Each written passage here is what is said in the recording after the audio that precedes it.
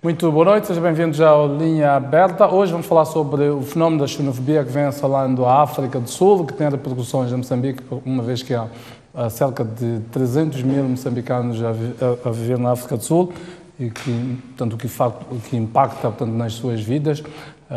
Este vai ser então, o nosso tema de discussão. Tenho comigo três convidados, Emílio Zeca, Calton Cadeado e Dário Chacato. Com os três, então, vamos tentar analisar este fenómeno, procurando, então, descortinar quais são as motivações deste fenómeno ao nível da África do Sul. Hoje, o Presidente da República fez um pronunciamento sobre a matéria, portanto, a dizer, então, que o Estado moçambicano acionou várias medidas extraordinárias para atender os moçambicanos que, eventualmente, vão ser repatriados da África do Sul. Inclusive, vai ser criado, então, um centro de acolhimento destes moçambicanos no distrito de Moamba, mais exatamente. Muito bem, este vai então ser o nosso tema. Vou começar aqui os nossos convidados. Começo com Emílio Zeca, que é investigador, é coautor de um livro que fala precisamente sobre este fenómeno da xenofobia. Começo por si. Sei que fizeram um estudo, entre o estudo que fizeram, portanto, e aquilo que é este último fenómeno que colidiu na última semana, há semelhanças dos fatores que terão encontrado, tanto no primeiro estudo que fizeram, que deu lugar ao livro ou não? Muito boa noite. Gostava de cumprimentar os meus colegas e o moderador e o pessoal lá em casa. É sempre uma oportunidade de vir partilhar com o pessoal aqui alguns resultados dos estudos que temos vindo a fazer.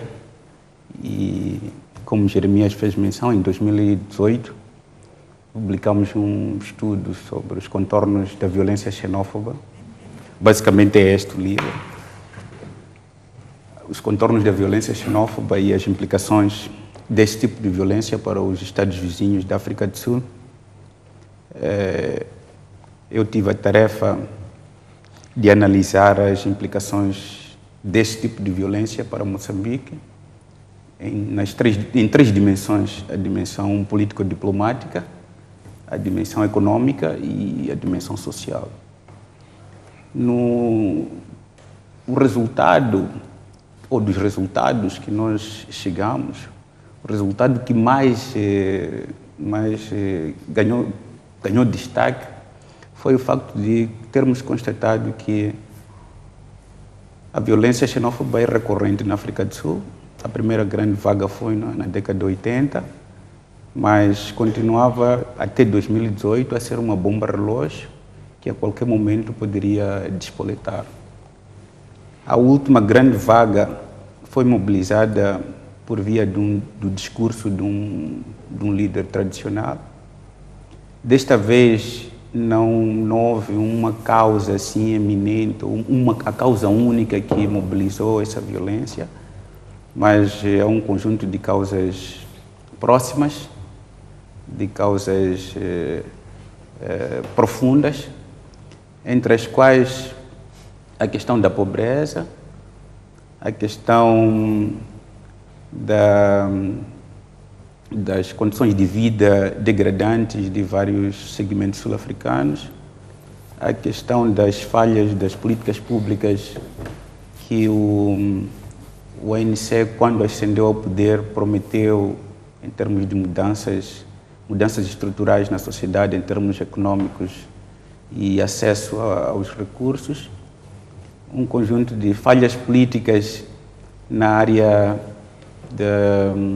da segurança e na área da administração territorial, uma falta de cometimento por parte das autoridades sul-africanas em coordenar, tendo em conta os vários segmentos internos, para reprimir, controlar e desencorajar esse tipo de violência.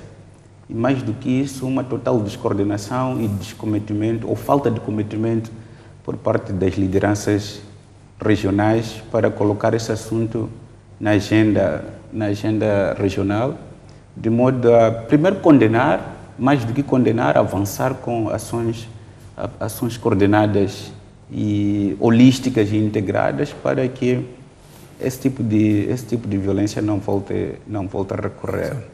Mais do que isso, há uma apatia de grande parte da liderança regional, logo depois da eclosão deste último surto. Basicamente, 1 ou 2 líderes que se pronunciaram.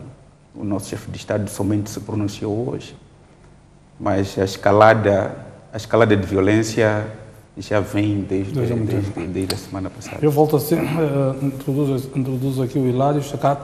Penso também a sua leitura daquilo que acha que são as prováveis causas deste fenómeno na África do Sul. Sobretudo, tendo sempre em conta o que é que nós podemos, como Estado, aprender do que acontece na África do Sul para preventivamente não virmos a ver isto. Nós também estamos com recursos naturais em grande escalada, grande expectativa. A África do Sul teve um período de pós-apartheid e toda a gente pensava que ia ficar rica com o fim do apartheid. Muito boa noite, Jeremias. Boa noite aos telespectadores da STV. Boa noite aos colegas do painel.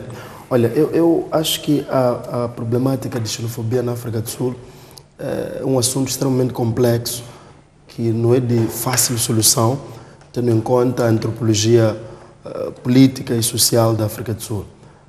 Se nós olharmos para a população sul-africana de um modo geral, é uma população que por muitos anos foi sujeita a muito sofrimento, à exclusão, sobretudo, em todas as dimensões, quer na dimensão política, assim como na dimensão econômica.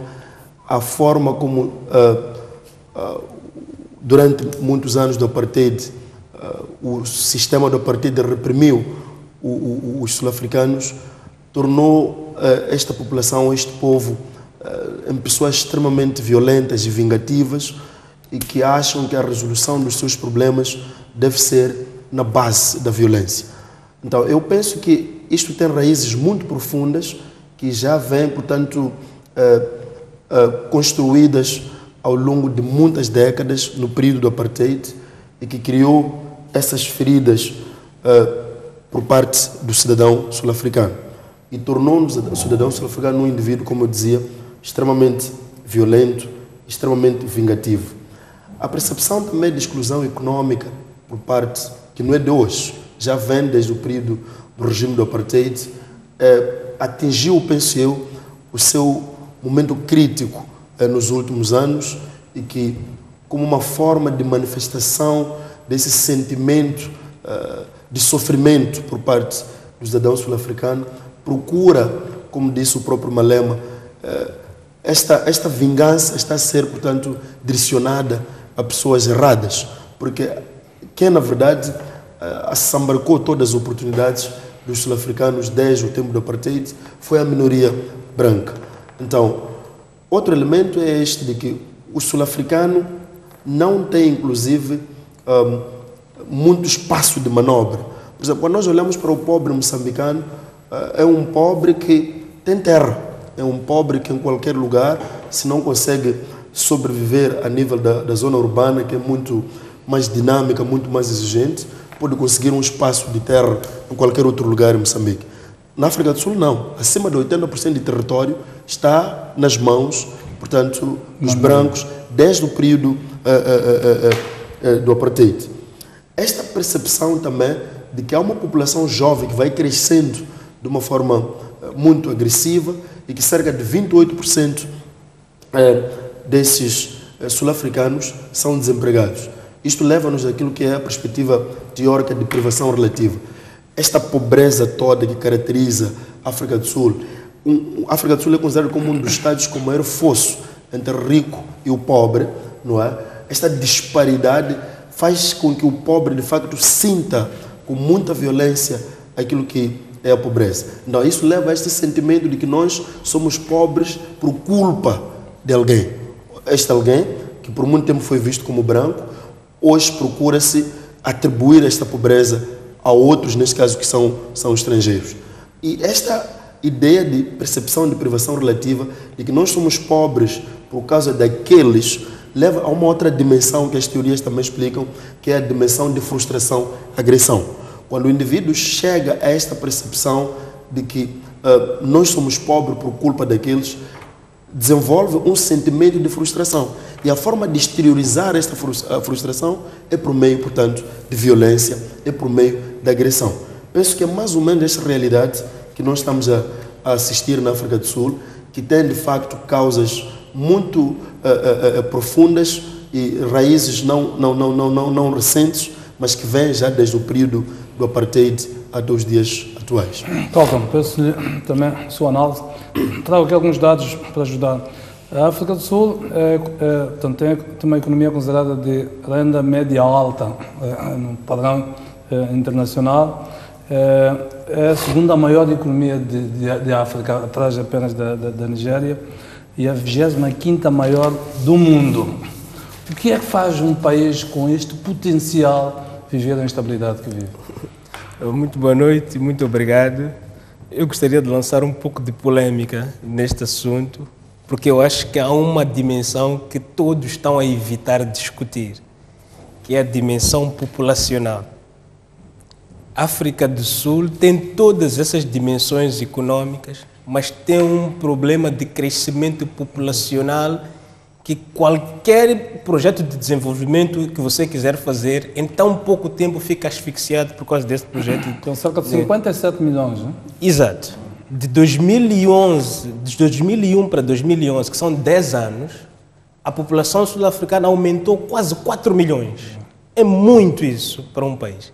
É verdade que agora o crescimento populacional da África do Sul está a diminuir, a taxa anda aí 1,2%, 1,3%, mas de 2001 para 2011 cresceram 4 milhões. Onde é que você vai pôr essas 4 milhões de pessoas? E para mais, essas 4 milhões de pessoas estão dentro dos círculos urbanos. Se você olhar hoje para Joanesburgo, dentro de Joanesburgo já tem subúrbios que deviam, em princípio, estar longe da cidade. A convivência entre estas coisas. Então, você, com este crescimento populacional, o Estado não tem capacidade de responder imediatamente às necessidades da população. Mas o que eu reparo é que os governantes, as pessoas tendem a fugir disso, não é? Porque seria dizer o quê? Estamos a culpabilizar as pessoas também por estarem a fazer muitos filhos, não é? Para depois dizer o Estado é que tem que arcar com as responsabilidades. Por mais que você cresça nesses dados de economia, 25ª maior do mundo e por aí adiante, isso não vai resolver nada. Por que não vai resolver também nada? Deve ilustrar um problema de distribuição. Mas veja só uma coisa, pode até ver, porque eu concordo com isso, porque o Emílio falava aqui de políticas públicas, o Chakato fala aqui da pobreza, mas ninguém está a discutir que os próprios sul-africanos estão a crescer muito para contribuir para esse problema. E veja só outro dado, que como eu disse, quero lançar polêmica porque eu gostei da forma como Jeremias disse que temos que tirar lições com isto. Não é? Procura os sul-africanos fora da África do Sul. Eles não imigram. Pois. Vão emigrar para onde? Exato. Para Moçambique? O país deles já tem tudo aquilo que os imigrantes procuram. Exato. E para piorar a coisa, eles recebem mais imigrantes para o seu país. Então, torna a situação difícil. Então, eu quero olhar para isto, as causas. Reconheço todas essas causas. Mas eu acho que temos que começar também a discutir a dimensão populacional dos nossos Estados. Aliás, para quem vê as imagens que são passadas na televisão, quem é que está ali naquelas manifestações? É tudo população jovem. São jovens. É? Então, num país em que você tem muita população jovem, as teorias dizem isto, a teoria de Youth Bulge. Em princípio, um país que tem na sua estrutura populacional 20% ou mais de população jovem tem propensão a sofrer momentos cíclicos de instabilidade. Pode ser de protestos, pode ser terrorismo, pode ser qualquer coisa, mas que tenha a ver com este tipo de perturbação. E que eu não vejo ninguém a discutir este tipo de situação. Agora, o que eu acho que capta mais a atenção das pessoas não é tanto as causas disso, mas é a brutalidade da violência que está a acontecer na África do Sul. Isso já tem outro elemento para nós discutirmos. Eu pergunto, precisamente por isso, a África do Sul, para além destes dados económicos, tem uma das mais poderosas máquinas repressivas de África. E tem os níveis mais elevados de vulnerabilidade quando olhamos para estas situações. Até países como o nossos não vivem tanta vulnerabilidade como esta. O que é que te explica isso, na sua opinião? Qual é o papel das lideranças políticas internas? O Zé tinha levantado a questão das lideranças também regionais, de colocar esses pontos na agenda. Quando olhamos para o Trump nos Estados Unidos, uma das bandeiras eleitorais dele teve a ver com isto, a imigração ali com os países todos à volta, e que um dos maiores polícias dos Estados Unidos são os países à volta. Exato. O que está a acontecer com o governo atual do México, os níveis de imigração baixaram drasticamente, houve ali uma concertação relativamente a isto. O que é que está a acontecer ao nível regional? Mas também ter um vizinho tão poderoso como a América, você tem que fazer um pouco o jogo, a dança do vizinho. Sim. Eu faço precisamente isto porque há quase um paralelismo entre nós, a África do Sul, e os Estados Unidos e os outros ali à volta, no caso da América do Norte. Já houve um tempo em que a África do Sul, por exemplo, conseguia fazer o repatriamento de imigrantes que estavam na África do Sul do ponto de vista ilegal, que nós acabávamos acolhendo muitos deles. Porque muitos deles até usavam Moçambique como um trampolim, um corredor para chegar lá. Então. Mas isso não serviu, porque as mesmas pessoas que saíam de lá empurrados, aquele famoso comboio, acho que era as quintas-feiras, né? Terças-feiras, terça ou quinta-feira, mas as mesmas pessoas voltavam para lá. Não é? Mas antes disso, Jeremias, os imigrantes na África do Sul, há problemas de dados ou números, assim. Fala-se de 2 milhões a 5 milhões, não é?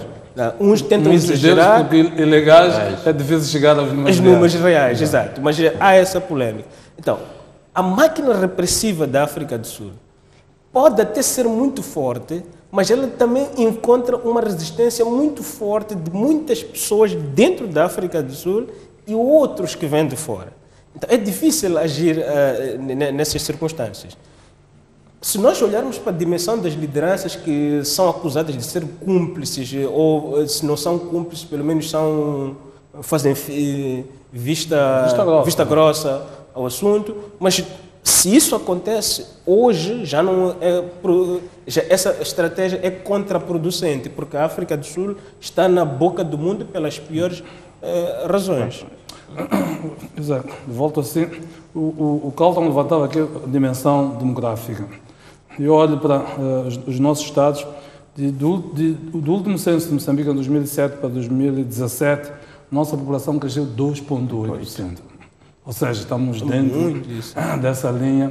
E há projeções, portanto, nesta altura estamos com cerca de 30 milhões de habitantes, mais habitante, menos habitante, e há projeções de que vamos ser 60 milhões em 2040, por aí, sensivelmente. 2040, mais ou menos daqui a 20 anos, sensivelmente. Que é que, se estamos com estes níveis de pobreza e de redistribuição desigual em 2020 com 30 milhões, daqui a 20 anos com o dobro, se calhar temos o dobro dos problemas que temos nesta altura. Eu queria ver se esta dimensão demográfica vocês captaram neste vosso estudo relativamente a isto e que ilações, dizemos, daquilo que vocês captaram para nós como Estado, como Moçambique. Não apenas como receptores dos migrantes que saem de lá, mas como, se calhar, fonte de problemas iguais àqueles que a África do Sul está a viver. Olha, a componente demográfica não foi uma variável do estudo que nós fizemos, mas a transição demográfica ele é um fenômeno que passou a ser um dos problemas globais dos Estados. Estados com territórios reduzidos e crescimento populacional elevado terão problemas de gestão e de segurança nacional. Um dos aspectos que nós tomamos de atenção no nosso estudo na componente demográfica foi a matriz que nós fizemos sobre os principais alvos desses ataques. Negros, sobretudo? Desde a primeira grande vaga dos anos 80, há 4 grandes categorias de xenofobia que nós encontramos.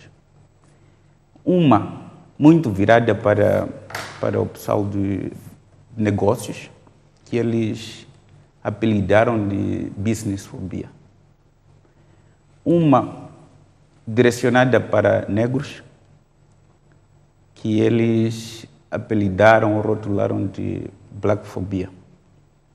A outra, direcionada para os pobres, que levavam a cabo trabalhos marginais, mas que acabavam direta ou indiretamente ocupando postos de trabalho que os sul-africanos negros rejeitavam, mas tendo em conta os benefícios que os estrangeiros conseguiam, eles passaram a ter uma espécie de inveja, que rotularam de puafobia. E, finalmente, uma outra matriz de aversão a um grupo que foi para a África do Sul, integrou-se na atividade econômica e conseguiu um conjunto de benefícios, mas todos eles vindos da África, que rotularam de afrofobia. A matriz demográfica dos estrangeiros na África do Sul, que têm atividade econômica e que rendem lucros significativos, temos os grupos dos indianos, que controlam basicamente o negócio retalhado, setor comercial. Tem os israelitas, que controlam a parte mineira, sobretudo os diamantes e a extração do ouro. Depois tem outras pequenas comunidades de brancos puas. Todos esses grupos étnicos ou esses grupos rássicos não são objeto desse tipo de violência. Há basicamente um grupo específico que é alvo, do qual tem características muito semelhantes e próximas dos principais perpetradores desse tipo de violência. Como fiz menção, nós não chegamos a fazer um estudo da matriz demográfica e as implicações disso como causa para a eclosão da violência xenófoba, mas a única grande matriz que nós fizemos foi essa, e a partir dos rótulos que se dão, os modos e os alvos que são prioritários, nós mapeamos essas três grandes categorias: a puafobia, o businessfobia, a afrofobia e a blackfobia. Mas sabes uma coisa, Emílio? Isso é interessante. Estamos muito preocupados com as vítimas, não é? Que somos nós também a sofrer essa violência, de fato. É que se nós pegarmos na dimensão demográfica, vamos descobrir que o verdadeiro problema não são os imigrantes. O verdadeiro problema são os sul-africanos. É isso que os sul-africanos não querem dizer. Aquilo que estamos a dizer agora é que, como é que se diz, estamos à procura de um bode expiatório. Então, quando você tentar discutir a dimensão de população dentro da África do Sul, a teoria do bode expiatório cai por terra. Até pelos alvos que estão a ser atacados. Claramente, se olharmos para o produto interno bruto sul-africano, os alvos representam uma coisa que é peanuts. Mas a questão da transição demográfica, enquanto um assunto de segurança, o bônus demográfico é um grande benefício para o desenvolvimento nacional. Todos os estados emergentes ou as economias emergentes, elas experimentaram e passaram por uma transição demográfica interessante. Agora, a questão de como é que as políticas públicas são aplicadas para resolver problemas estruturais, para resolver problemas da população, de modo a que a população se emancipe e participe na vida política. Uma vez emancipados e participem na vida política e econômica, eles contribuem significativamente para a segurança. Em vez de se transformarem em insegurança e ameaça, eles passam a ser fatores de segurança. Então, o que o Carlton traz é um fator muito importante para tomarmos em consideração, mas há outros elementos adjacentes e inerentes que devem ser tomados em consideração, porque as outras experiências de transições demográficas muito mais elevadas do que essas não resvalaram para situações de violência nem de conflito, mas sim foi um bônus e um benefício para o desenvolvimento e transformação econômica da qual degeneraram, surgiram os As maiores Estados potências emergentes. mundiais são aqueles que têm uma população muito grande. Sim, combina-se, tem população, território e desenvolvimento nacional. Deixa-me Bom, ver aqui. eu queria chamar exatamente este elemento que o Carlton traz aqui ao debate, que tem a ver com a dimensão populacional, que também acho que pode ser um elemento, mas não podemos apenas...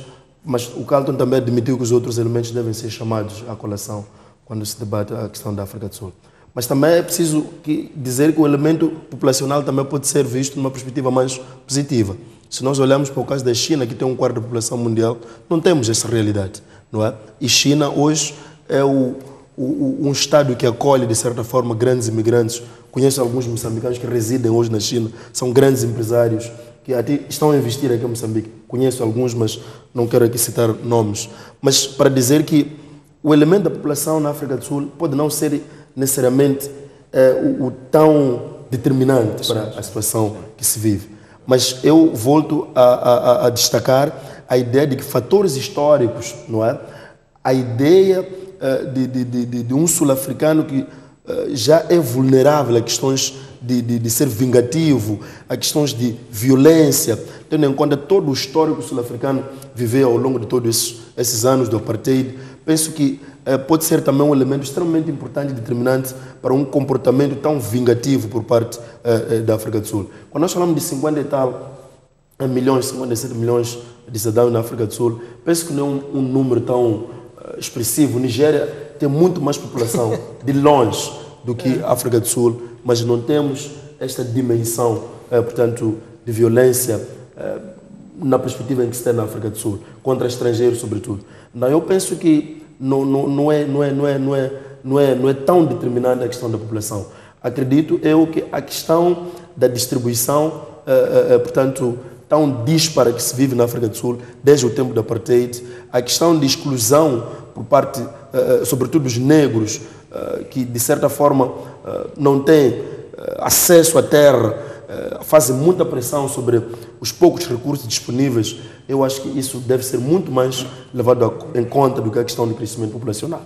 Trazendo esta ideia para a realidade moçambicana, penso que não teríamos a mesma situação. É preciso olhar para Moçambique, que tem especificidades que são completamente diferentes. Portanto, acha que não corremos esses riscos aqui? O grande problema em Moçambique seria, neste momento nós vamos construindo expectativas muito elevadas por causa deste boom de recursos energéticos. Há uma percepção de que a qualquer momento qualquer um de nós pode ficar rico.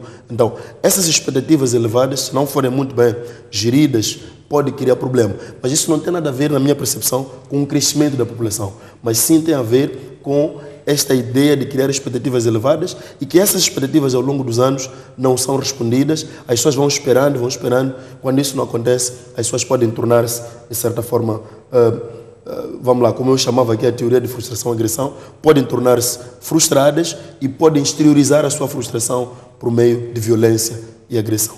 Carlton, até a sua ideia, mas também queria ouvir o que é que acha do papel das lideranças neste processo todo? Quer da própria África do Sul, quer regionais. O papel das lideranças é fundamental, não tenhamos dúvidas. É fundamental tanto para a mobilização, para a instrumentalização das pessoas para irem para a xenofobia, mas também é fundamental para contribuir para que as pessoas não exteriorizem a violência. Porque, repara uma coisa, Jeremias, quase todos os países do mundo têm uma ou outra dimensão de xenofobia. O que está a ser diferente aqui na África do Sul é o nível de violência. Nos outros países aqui em África, inclusive na Nigéria, você tem um tipo de xenofobia, mas é um tipo de xenofobia que é na retórica, não é? Aqui no nosso país, você nunca ouviu pessoas a dizer: estes aqui chegaram hoje, já estão aí ricos, não sei quantos. Essa é uma forma de você dizer também a coisa, mas não é um nível de xenofobia que nós podemos dizer que é alarmante e vai pôr em perigo. Se exacerba para a violência. Exato. Também porque, como disse o Chakate, aqui permita-me trazer um pouco de história. Por exemplo, o apartheid, os sul-africanos são violentos por causa da mão do apartheid. E como isto? Durante a luta contra o apartheid, a guerra contra o apartheid ocorreu nas cidades. E ali era violência entre o branco contra o negro, mas também violência contra o negro contra o negro, principalmente aqueles que eram acusados de ser coniventes com o regime do apartheid. Era brutal. Ao contrário, por exemplo, daqui de Moçambique, nós fizemos a guerra de libertação do campo para a cidade. E nessa luta do campo para a cidade, a Frelimo fazia questão de dizer para não molestar a população, porque era a população que dava de comer e sustentava. Então não temos um histórico de violência muito forte, apesar do colono português ter sido extremamente violento. Mas na África do Sul não foi assim. Era violência dentro das cidades. Quase se institucionalizou como uma cultura. Exato. Então aquilo está empenhado.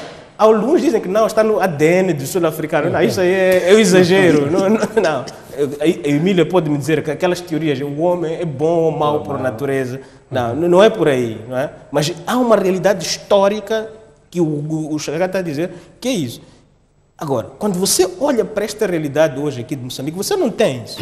Na Nigéria você não vai ter isso. Mas no Quênia, nos Camarões, aliás, em várias partes da África Ocidental, o Gonçalves fazia-me lembrar outro dia que o Ghana tirou a população nigeriana do seu país. Na altura eles tinham muito ouro. A Nigéria também fez a mesma coisa, tirou a população, tirou. Né? É um tipo de xenofobia, vamos dizer assim. Né? Aqui em Moçambique eu não vejo a possibilidade de chegarmos... Eu queria trazer um... O Emílio já tocava também, queria só pontuar isto, depois vai acrescentar como quer dizer. As implicações para os países, dizia que houve dimensão política, diplomática, económica e social. O que é que vocês encontraram relativamente essas três dimensões? Antes de ir para essas três dimensões, o livro do Adam Smith sobre a riqueza das nações, ele basicamente explica porque que no sistema internacional temos estados ricos e estados pobres. Claro que o contexto que Adam Smith escreveu a obra é muito já de muitos anos, mas tem uma proposição que Adam Smith apresenta na obra que depois Nelson Mandela parafraseou nos meados dos anos 90, no sentido de enquanto existir pobreza, existir injustiça e existir desigualdades entre os vários segmentos sociais, dificilmente uma nação pobre chega a ser uma nação rica. E dificilmente uma nação rica conseguirá manter-se enquanto uma nação rica. A componente histórica que os meus colegas fazem menção, ela é transformacional. É como um jovem da minha geração que aparece um antigo combatente e me fala que a PIDE reprimiu, que a PIDE matou, que a PIDE prendeu. Para nós não mexe muito conosco. As referências são totalmente diferentes. A transição não é linear e automática. E as grandes serviços do apartheid foram ali na década de 80. E grande parte dos jovens, que nós fizemos um mapeamento dos jovens envolvidos nesse tipo de violência, a maioria deles tinham menos de 25 anos. Grande parte desses não viveram apartheid. O que eles têm são explicações, contos e elementos colaterais do apartheid. Então, uma ligação direta, tendo em conta elementos históricos, pelo menos para a matriz dos atores diretos da violência que nós encontramos, a analogia pode nos levar a erro e as generalizações podem nos retirar a objetividade. Agora, em termos nestas três dimensões, a dimensão político-diplomática Mas, Jeremias, desculpa, se eu devo cortar. Antes de tu entrar nessa dimensão, eu posso contrapor um pouco a dimensão que tu colocas de tempo. Por quê? O apartheid foi institucionalizado legalmente em 1948. De 1948 a 1994 foram 46 anos. O apartheid acabou em 1994, a 2019 só temos 25 anos. Construir aquele nível de violência que foi perpetuado, porque eu disse aqui, a violência também ocorreu entre os africanos. A cidade sul-africana de Joanesburgo, em que você tem 4,6 milhões de pessoas a viverem lá. São pessoas que viveram a luta do apartheid e aquela luta de violência continuou, mesmo depois do apartheid ter saído.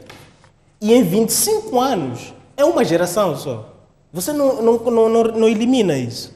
Da mesma forma como você diz, olha, se eu cresci 40 anos a saber que eu tenho que calçar sapato branco, você não vai me dizer em 25 anos para eu deixar de calçar o sapato branco.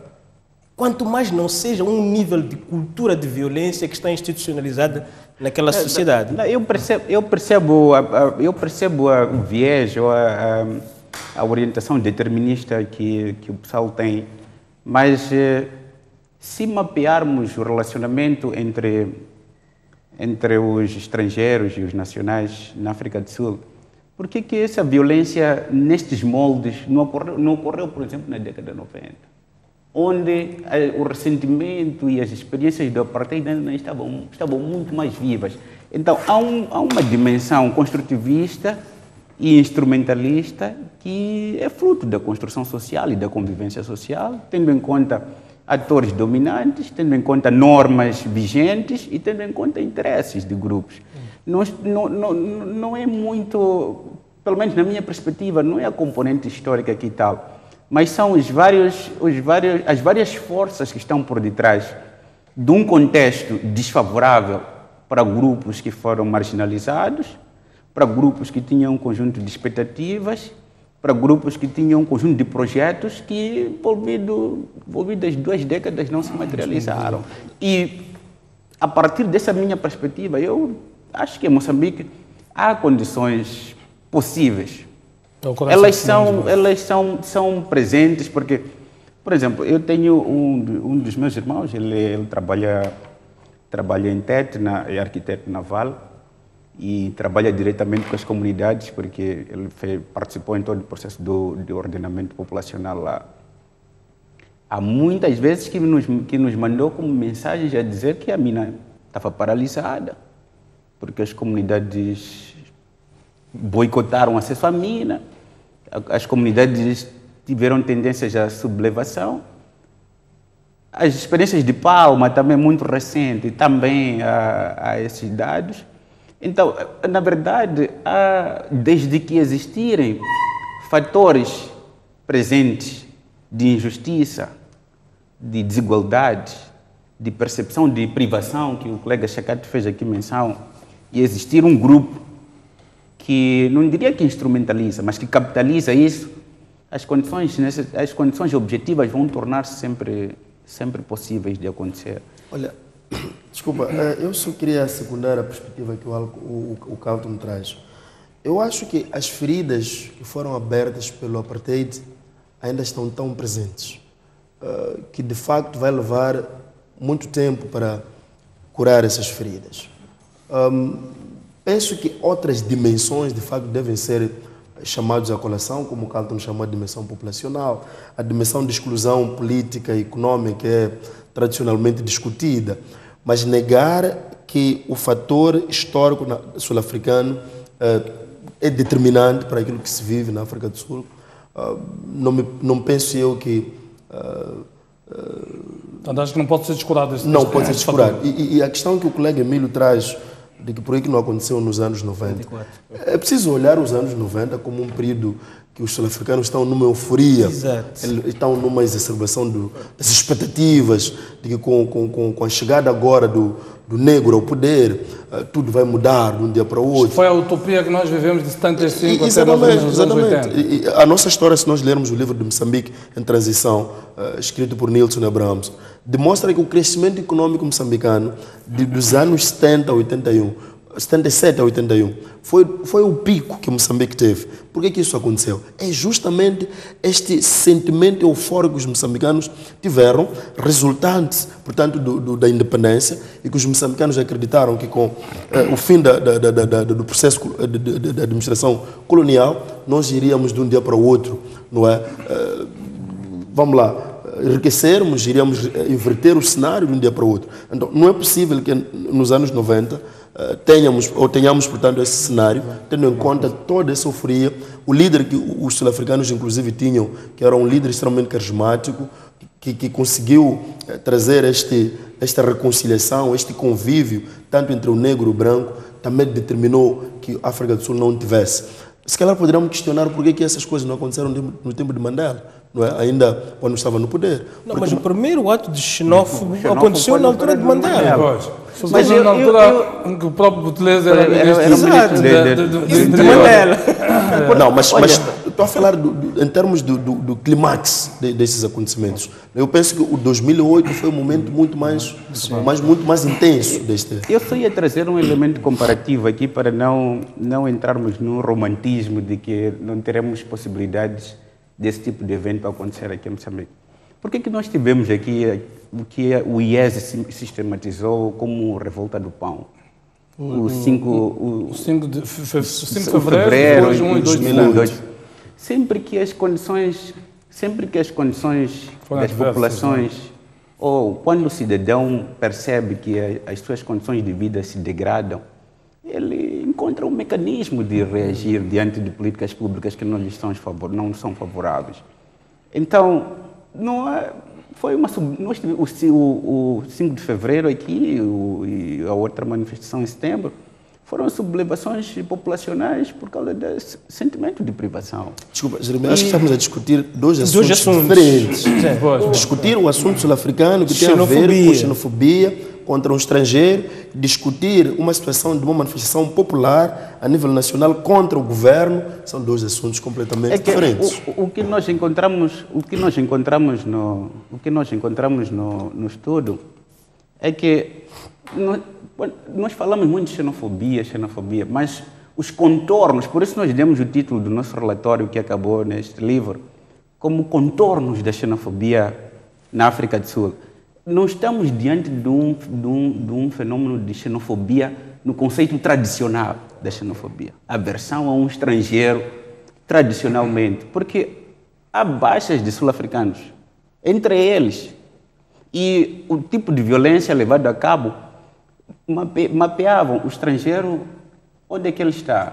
Está no bairro tal. Com quem que ele vive? Está casado com quem? Até as sul-africanas casadas com os estrangeiros foram alvos desse tipo de violência. Então, nós estamos aqui diante de um conceito de um fenômeno de xenofobia que cabe no conceito tradicional da xenofobia do período de emergência dos nacionalismos.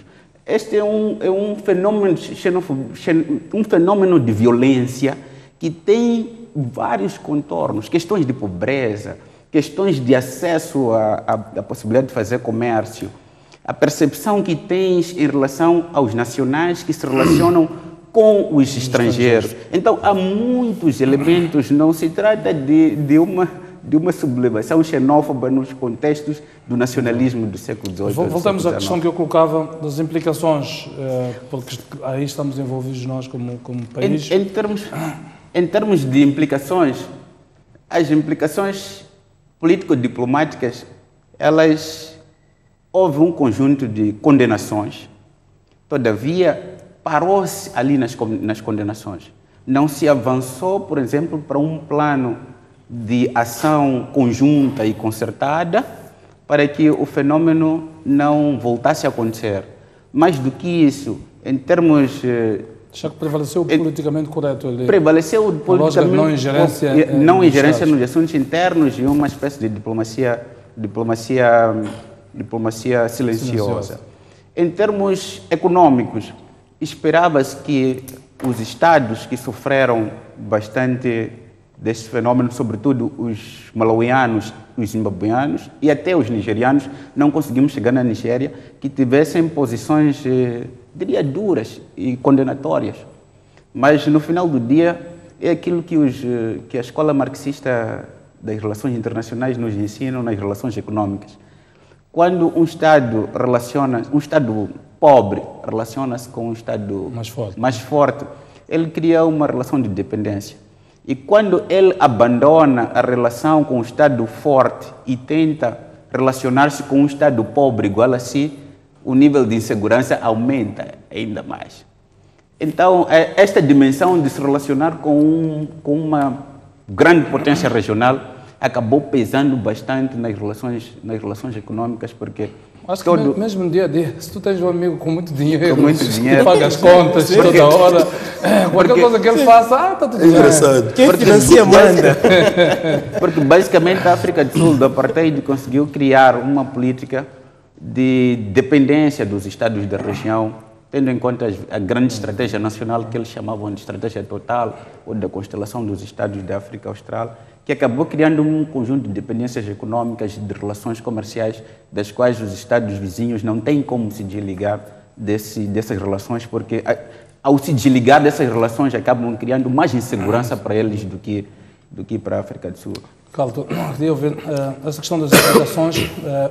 Esta reação tímida das lideranças regionais terá a ver também com o facto de, imagina se a África do Sul se zanga, estou a ir para a dimensão humana, o dono da bola, quando éramos mais novinhos, íamos jogar com o dono da bola, se ele não é alinhado, se não está satisfeito, pega a bola no jogo.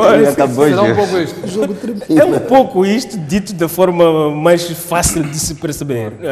Mas quando você vai ver as relações internacionais, de fato, nós até temos alguns elementos de força que podem fazer estremecer a África do Sul.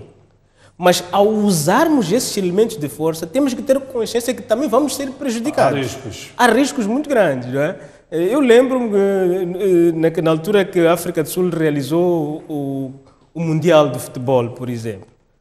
A diplomacia que foi feita aqui para dizer, companheiros, não deixem que nenhum fusível caia, não sei quantos, porque todo mundo há de estar na África do Sul, então não pode faltar energia.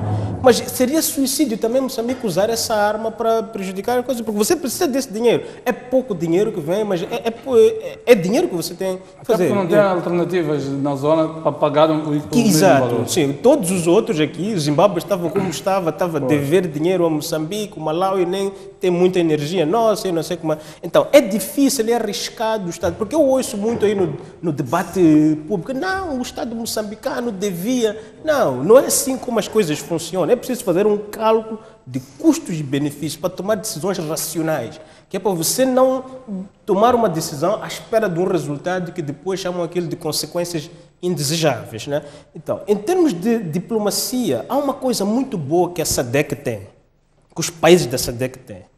Os países da SADC pegam no telefone e ligam-se entre eles. Comrade, o que é que se passa? O que é que se passa? O que é que se passa?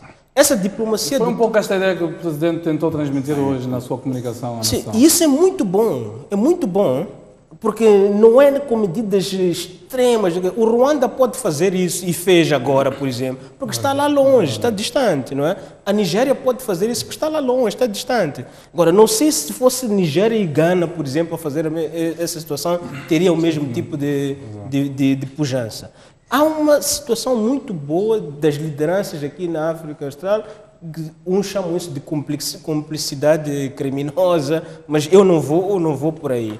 O que ajuda a puxar por soluções. O problema é que puxar por essas soluções vão a um ritmo muito lento, que não agrada à população que está a ser vítima da situação. Quer normalmente uma posição mais de força por parte dos Estados. Mas você vai fazer posição de força... Ainda que não seja necessariamente a mais adequada à função desta questão. Já volto para si, Chacato já pediu ao realizador para colocar as nossas linhas telefónicas e ouvirmos a opinião dos nossos telespectadores relativamente a este assunto. Já temos a indicação do Sr. Gabriel Mfundice em linha. Boa noite. Muito boa noite. Boa noite, por favor. Saúdo o painel. A minha preocupação que estou a ver na África do Sul é a pobreza. É a pobreza na África do Sul, porque eles não foram ensinados que para ter dinheiro é preciso trabalhar.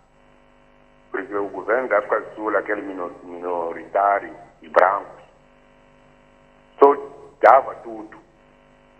Ele, como que utilizava violência, dava tudo. Mesmo agora, quer casa, quer tudo, estudo também. Não quer pagar nada. E não quer trabalhar também. Quando trabalham, vai se receber, não vai mais no serviço, até acabar o dinheiro. E ontem liguei e falei com os meus irmãos que estão lá na África do Sul.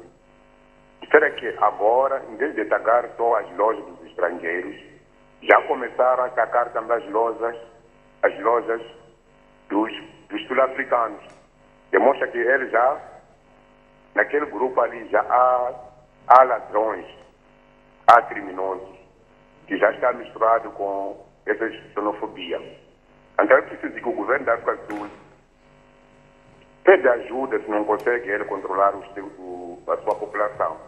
Eu estou a ver muitos países, mesmo os americanos, os ingleses, não falam nada, não diz nada do que está acontecendo na África do Sul. Mesmo a União Africana ainda não reagiu, a SADC ainda não reagiu. Não sei como está à espera de quem. Obrigado. Muito obrigado, Sr. Gabriel Fundes. Foi o nosso primeiro telespectador. Na verdade, Boris Johnson já reagiu e disse: resolvam esses assuntos aí na vossa casa antes que a gente retire os investimentos que a gente está a fazer aí na África do Sul. Mantemos então a linha aberta. Cadu Moreira, falamos a partir de Maputo, Matola. Boa noite. Muito boa noite, Firmes Langa. Muito boa noite também se estende aos doutores aí, convidados, que é um painel de luxo, por acaso. Admiro muito o Caltron Cadeado, o Sacate, o doutor aí ao lado. Bom, não o conheço assim tanto. Bom, há um aspecto muito importante aqui que não se pode explorar. Fatores históricos. Estava a negar aí o doutor Emílio. Eu penso que a questão histórica, como questões, nesse caso, que foi a partir de que foi muito repressivo. E isso conta muito, mesmo aquelas gerações novas que não tenham vivido isso, mas só os seus pais, os seus parentes. O que acontece? Os sul-africanos parecem ter predisposição à violência. Bom, diz que há uma corrente na quinta, estamos de erradicar, diz que todo ser humano, o homem tem dois de natureza para a prática e a prostituição do bem, mas parece que o sul-africano tem dois de natureza para a prática e a prostituição do mal. Então parece que se os pais, por exemplo, são violentos, o que pode acontecer com os filhos? Os pais têm essa predisposição a praticar o mal, a serem pessoas que facilmente esfaqueiam o outro por um desenvolvimento que têm com o outro. Então eu penso que não podemos explorar tanto isso. E outro aspecto, eu acho que o governo sul-africano deve ensinar o povo sul-africano a cultura do trabalho. E uma vez eu vi até na primeira dia foi em 2015, ouvi o Tomás Salomão a dizer: eles devem ensinar os sul-africanos que, por exemplo, subir uma escada, ter leva, é trabalho aqui, porque eles vivem reivindicando direitos. Eles sempre querem que o governo sempre provê algo para eles. Então eu penso que isso eu tenho que mudar na África. Tudo bom, em parte me conta muito o silêncio do nosso governo. Tudo bem que estava a dizer aí que quando você surgiu na dependência, não tem recursos financeiros, sempre tem dificuldade sempre de poder agir contra um amigo seu que paga as contas, como estava fazendo negócio mesmo. Mas nós esquecemos que, por exemplo, a África do Sul, uma grande mão de obra para as minas de diamante, às vezes da Uenela, eu lembro muito bem quando tinha a história, era mão de obra moçambicana, através do Paralelo 22, né? Então, eles devem saber que eles não são autossuficientes sozinhos, se quiserem achar que os outros têm que existir uma oportunidade. Então, penso que isso tem que ser discutido ao governo sul-africano através da diplomacia, da região. Obrigado. Muito obrigado, Sr. Cadu Moreira, pela sua opinião. Mantemos a linha aberta para ouvirmos outras opiniões de outros telespectadores à volta deste fenómeno que afeta cada um de nós, direto ou indiretamente, como o Estado no geral, mas também cada um de nós tem um familiar aqui, acolá, tem um vizinho que é vítima deste fenómeno. Vamos em encontro, Sr. João, falamos a partir de Nampula. Boa noite. Boa noite. Boa noite, faça favor. Sim, eu queria comentar acerca do último ponto que fala de consequências econômicas. Ok, faça favor. Eu queria dizer o seguinte, que nós como um país não podemos toda hora esperar que os outros tomem decisões por nós. Porque veja só que por causa daqueles que nos ajudam no orçamento do Estado, tomaram a decisão que tomaram, o país ficou sem apoio externo. E o país começou a encontrar soluções internas, recolha de imposto aqui, etc, etc. Então, há decisões que devem ser tomadas, apesar de nós podermos sofrer consequências, não sei o quê. Há contratos que devem ser mexidos para mostrar que nós somos um povo também que podemos tomar uma posição. Apesar de todas as consequências que podem vir, econômicas, sociais, etc. Muito obrigado. Muito obrigado, Sr. João. A favor de mais musculatura, portanto, por parte de Moçambique. Veja como aquelas situações em que um magrinho chega junto a um daqueles alterofilistas, se levanta os braços assim, ficas assim. Pois. Um sopro e tu voas. Exato.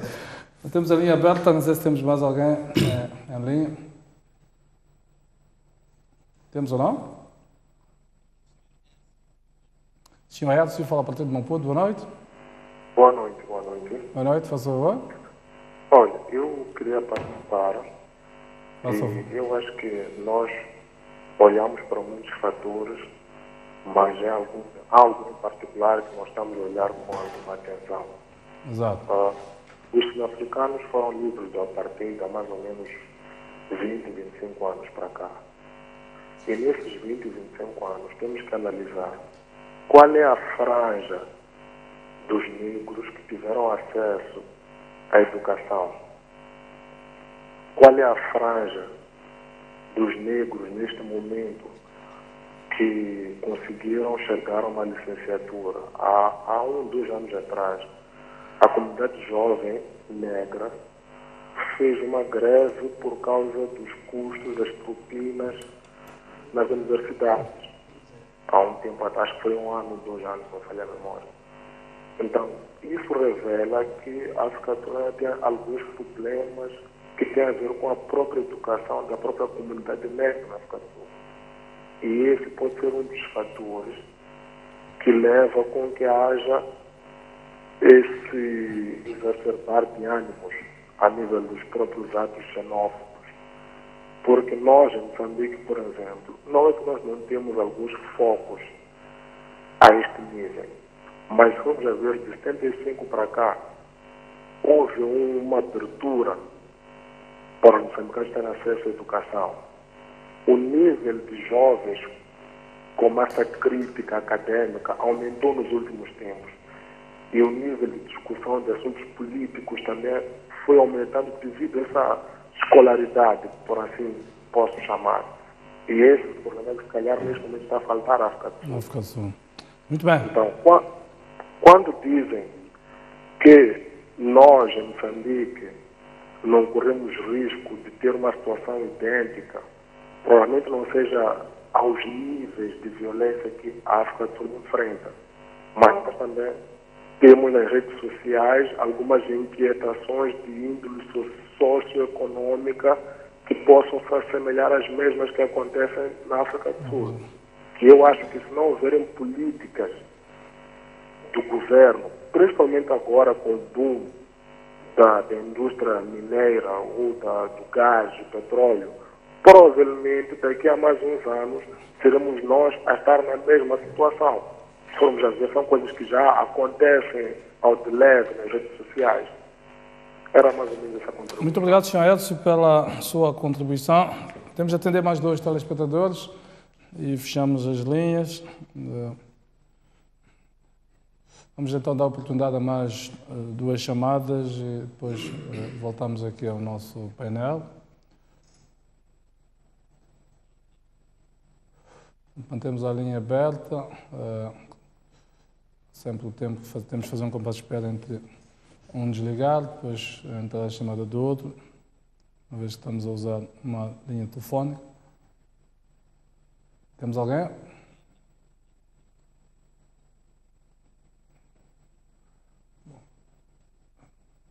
Não sei se... Bom, tenho indicação que não temos ninguém. Eu tinha cortado o chacate, se fosse sempre cortá-lo, havendo uma chamada. Bom, já tenho uma chamada.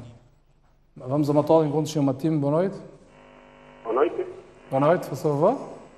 Boa noite. E eu estava a dizer que a falta de políticas públicas na África do Sul pode criar condições para isso. Sim. Boa noite. Boa noite, muito obrigado. Foi bem mais eu estava a dizer que a falta de políticas públicas Sim, sim.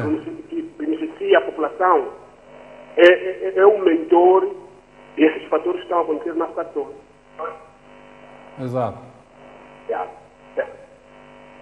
Muito obrigado, então, Sr. Matempo. Penso que a sua ideia ficou. Como estamos precisamente em campanha eleitoral, a altura em que são tecidas, digamos, aquilo são as políticas, as propostas daquilo que serão as políticas públicas, porque elas têm que ser sufragadas, portanto, ao nível das urnas, depois ao nível dos órgãos, portanto, ratificadas. Esta é uma boa altura para discutirmos até este ponto. Vamos ao encontro do último telespectador, Sr. Felisberto. Falamos a partir de Maputo. Boa noite. Boa noite. Boa noite, faça favor. Sim, desculpa, eu queria deixar ficar um dado, não sei se seria importante, Exato. com a liberação de maconha. Será que o nível de violência que está a verificar na África do Sul não terá a ver com a liberação de maconha? A integração dos... Maconha, suruma. Recentemente a África do Sul liberou o consumo de cannabis sativa. Ah, sim. Ok. Da Soluma, é isso, não é? Sim. Agora, Ok. comparando com o nível de violência, o que aconteceu no passado, acho que desta vez está astronômico o nível de violência.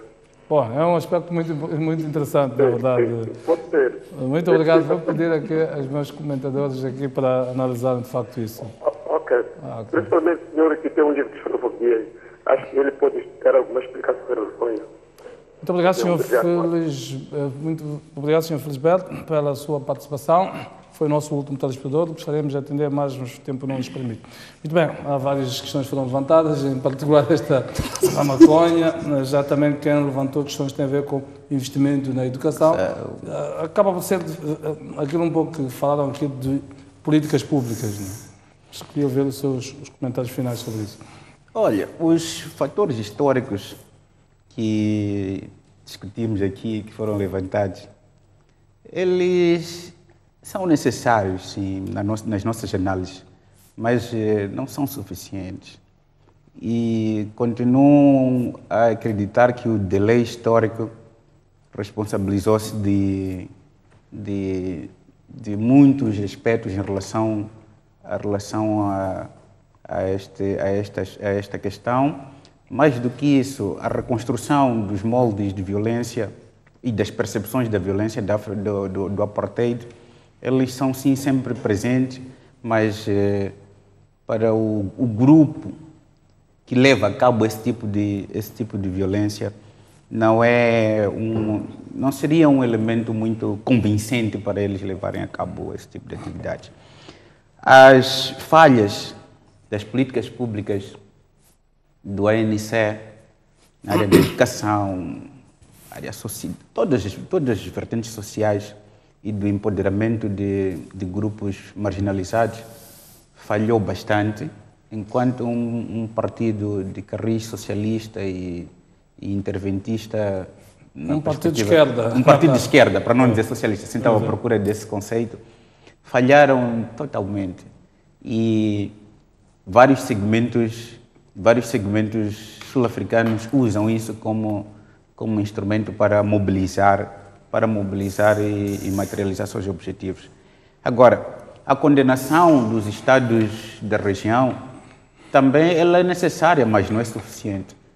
É preciso movimentar-se da condenação para ações concretas. Não nos moldes das sanções que os Estados da região aplicavam, por exemplo, ao regime do apartheid, mas um aperto à liderança sul-africana para primeiro sentarmos, conversarmos, colocarmos as nossas preocupações em relação a esse tipo de violência e perguntarmos o porquê. Porque há um fenômeno interessante nesta última vaga de cidadãos sul-africanos e estrangeiros a advertirem a polícia da ocorrência de ataques de violência e a polícia a ignorá-los totalmente. Logo a seguir aconteceram esses atos. A ignorá-los totalmente. Então, há necessidade de pressionar as autoridades sul-africanas de modo a que desenhem políticas de repreensão, de combate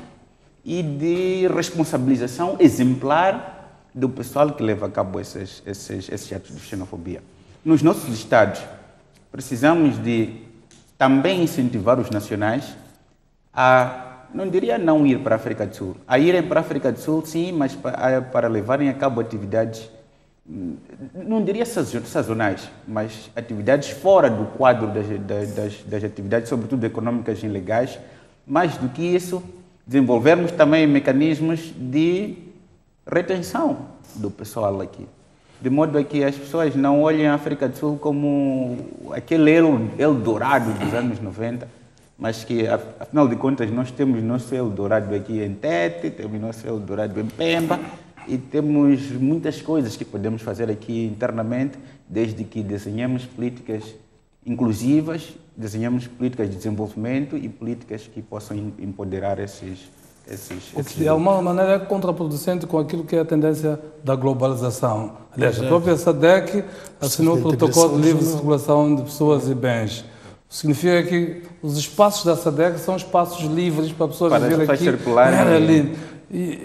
Isto é o que é a intencionalidade que está naqueles protocolos. A prática, eu percebo a sua colocação, acaba por ser... Na verdade, seria, ao pedirmos, ao levarmos a cabo essas ações para sentarmos com os sul-africanos, basicamente, os protocolos da SADC, a Carta Africana dos Direitos do Homem, Direitos dos Povos e a própria Declaração Universal dos Direitos Humanos, elas proíbem esse tipo de violência e, uma vez acionado esses mecanismos, seria muito fácil responsabilizar criminalmente o Estado sul-africano, mas tem um conjunto de relações históricas, diplomáticas e até de interdependência. Acho que não permite que isso possa acontecer. Até permitiria, mas teriam resultados perniciosos para ambas as partes. Chacado, lembro-me quando era mais novo, na altura da linha da frente, qualquer coisa que acontecesse era convocada uma cimeira extraordinária da linha da frente para discutir, enfim.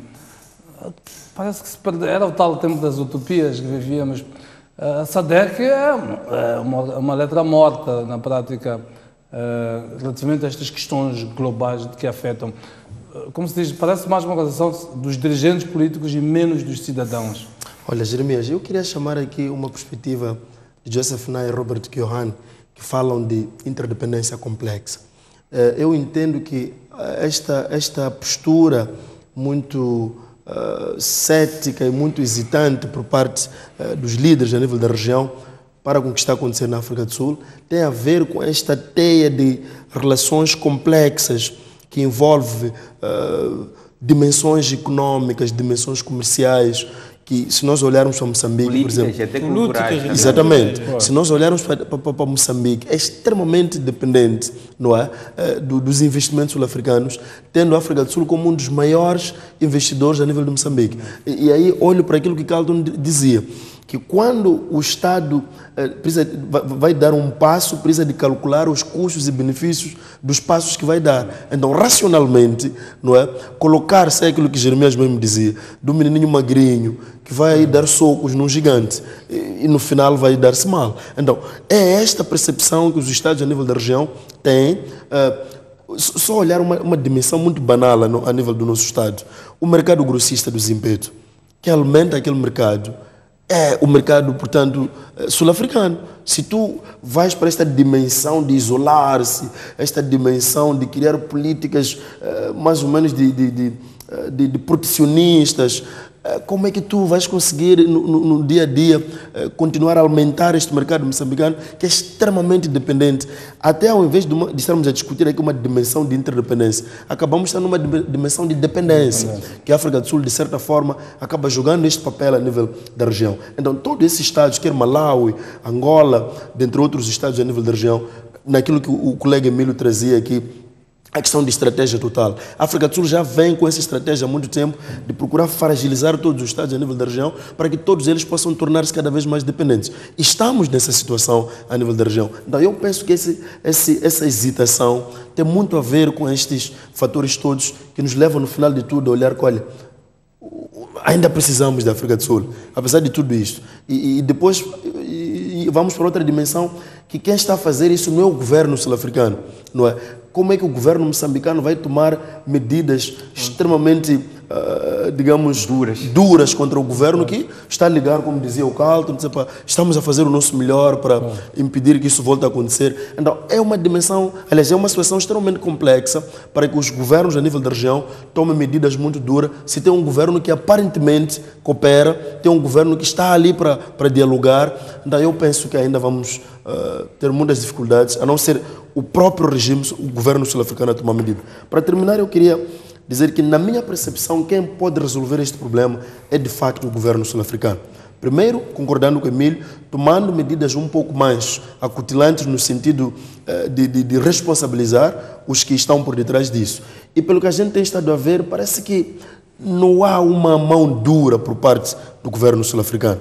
Este é o primeiro elemento. O segundo elemento, eu acho que o sistema educacional sul-africano deve incorporar alguns elementos que demonstram o papel que foi jogado por parte de vários intervenientes para que o Estado sul-africano fosse o que é hoje. Tem uma compreensão histórica. Exatamente, porque me parece que esses indivíduos que vão protagonizando essas ações não têm noção do quão os líderes a nível da região, os vizinhos da África do Sul, jogaram um papel muito importante para que a África do Sul libertasse do apartheid. Normalmente os Estados grandes estão-se marimbando com essa expressão. Isso. Vivem mais para si, dentro. Infelizmente. Olhamos para os grandes Estados, sabe-se pouco do que acontece. Vai ter com um americano, pergunta-lhe o que acontece no mundo. O mundo é a América. O Brasil, o mundo é Brasil. A China é a mesma coisa. Portanto, infelizmente, nós mudamos. Carlton, que houve nas suas últimas eleições, havia uma expectativa relativamente ao Cyril Ramaphosa. É empresário, tem toda a visão de mercado, é um político já há muitos anos. Está a ser mais do mesmo dentro do ANC, esta mudança cíclica de lideranças? O que é que está acontecendo sobre ele? Quem molda quem? É o indivíduo que molda a estrutura ou é a estrutura que molda o indivíduo? O Cyril Ramaphosa entrou numa estrutura extremamente difícil. O sistema é complicado. É difícil. E aqui, acho que todos nós concordamos que a situação que está acontecendo na África do Sul é complexa. É complexa, muitas dimensões. Eu prefiro insistir aqui numa dimensão de população que muitos estão a ignorar. Muitos estão a ignorar. Mas quando nós começamos a discutir seriamente esta questão da população, nós vamos ver. Agora, pergunta, por que é que os governos têm medo de discutir a questão da população? E por que é que as próprias populações também não querem discutir a questão da população? Na Índia, por exemplo, quando você fala de questão de população, eles dizem, não, é meu direito humano eu fazer quantos filhos eu quiser e eu poder sustentar. Mas depois você vai ver o nível de pobreza que eles próprios contribuem para aquela situação. A China já foi mais corajosa nisso. Já foi mais corajosa, veja só. Mas o que está a acontecer ali? É que tem muita população e a África do Sul também tem muita população. A pergunta que vem a seguir é como é que você controla muita população? 2 ou 3 medidas. Uma é aumentar o nível de repressão. Na América, como é que é o sistema de repressão? O aparato policial de controle é extremamente grande. E o aparato penal também. Grande, até tem pena de morte. Na Índia, mais de não sei quantos milhões de polícias e agentes secretos que você tem. Na Nigéria, onde vocês falavam aqui também. Tem muita população, muito militar, gente da segurança e tudo. Na Indonésia, no Brasil, tudo isso. É um aparato extremamente grande. Você tem que ser muito forte. Na China, eles até vão ao nível de pôr uma ditadura que persegue as pessoas para controlar muita população. Não é com democracia só que muito você vai controlar essa população, não é? Outra forma de você controlar a população é com religião. No Brasil, na Indonésia, na Nigéria, na Índia. Tem muito de religião para ajudar a controlar a população. Aqui na África do Sul eu não sei qual é o nível de envolvimento da religião no controle da população. Ou pelo menos para acalmar as mentes e os corações das pessoas, para não enveredar por esse tipo de comportamentos violentos. Então, há várias coisas. O outro é desporto, cultura. Faz-se com isso para controlar o nível de população. Mas outra vez tem uma coisa interessante. O Mufundice diz uma coisa interessante. Há a dimensão de crime. E aí vamos outra vez o que o Emílio estava a dizer aqui, que isto é complexo. Começa de uma forma, termina na outra. Misturam-se muitas coisas nisto. Moçambique, o risco de ocorrência aqui de xenofobia, assim, não há. É muito baixo. O que nós temos é na retórica. No nível de violência, não vai acontecer. Também porque o nosso Estado, quando existe esse tipo de situações, ele é de facto forte a agir para evitar que haja escalada. Aliás, eu vi quando aconteceu aqueles ataques xenófobos de 2008, uma senhora sul-africana que me disse: não, nós estamos seguros em Moçambique. A nossa embaixada não vai acontecer nada, não sei quando vai acontecer, porque o Estado moçambicano vai agir com força para não fazer essa coisa. Então, nós também, como povo moçambicano, estamos enculturados, um pouco mais iluminados para não ter esse tipo de violência. Mas agora, dentro dos nossos próprios problemas, vamos a probabilidade de ter contra o Estado e não sei quanto. Isso acontece. Sim. A educação que falava aqui um dos companheiros aqui, de facto é uma das coisas gritantes. Mas o sul-africano, quando foi esse problema, ele manifestou contra o governo. Não manifestou contra, não exteriorizou nos estrangeiros. Por último, para provocar aqui o meu amigo Emílio, o professor Severino Goenha dizia assim: olha, a escravatura é uma coisa do passado, mas é tão do futuro quanto do passado, porque você vai viver amarrado a essa dor da escravatura para o longo da vida. Então, a dor do apartheid também vai carregar os sul-africanos por muito tempo, e isso pode ajudar a explicar por que da brutalidade e da violência que os sul-africanos cometem contra eles próprios. Muito bem, agradeço a vossa presença aqui para refletirmos a volta deste fenómeno muito complexo, como se viu, com múltiplas dimensões. A reflexão ajuda-nos a nos precavermos deste fenómeno que, direto ou indiretamente, como fomos dizendo, afeta-nos como país, e por isso ainda hoje ouvimos o Presidente da República com uma declaração à nação, precisamente para se referir a este fenómeno. Foi um prazer ter-vos aí desse lado, em termos de linha aberta, voltaremos a encontrar-nos na próxima terça-feira, como fazemos pontualmente. Até lá, boa noite e tenham uma boa noite.